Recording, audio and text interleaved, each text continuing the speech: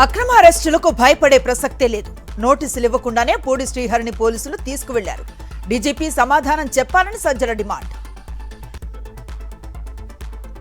కదిరి పేలుడు ఘటనలో 5కు చేరిన మృతుల సంఖ్య. సంఘటనా స్థలాన్ని పరిశీలించిన కలెక్టర్, ఎస్పీ. సత్యసాయి జిల్లాలో పేలుడు ఘటనపై వైఎస్ జగన్ దిగ్భ్రాంతి. మృతుల కుటుంబ సభ్యులకు ప్రగాఢ సానుభూతి. గాయపడ్డ వారికి మెరుగైన వైద్యం అందించాలన్న వైఎస్ఆర్సీపీ అధినేత. ఏపీలో కూటమి ఆటవిక పాలన కొనసాగిస్తోంది. పూడి శ్రీహరి అక్రమ అరెస్టును ఖండించిన గడికోట శ్రీకాంత్ రెడ్డి.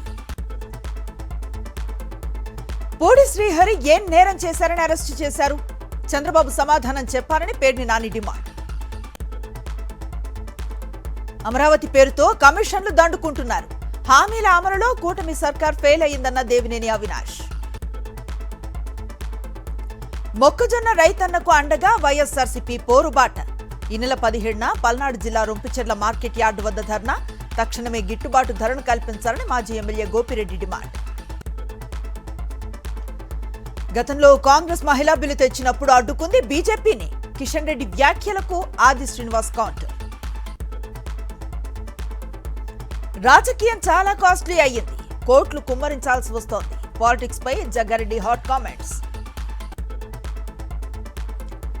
గద్వాలలో అంబేద్కర్ జయంతి వారోత్సవాలు. పారిశుధ్య కార్మికులకు బీజేపీ నేతల సన్మానం. జగిత్యాలలో పలు హోటళ్లలో సివిల్ సప్లై అధికారుల ఆకస్మిక దాడులు. 19 మందిపై కేసులు నమోదు. 24 సిలిండర్లు స్వాధీనం. ఎన్టీఆర్ జిల్లా వాసులకు తప్పని గ్యాస్ కష్టాలు.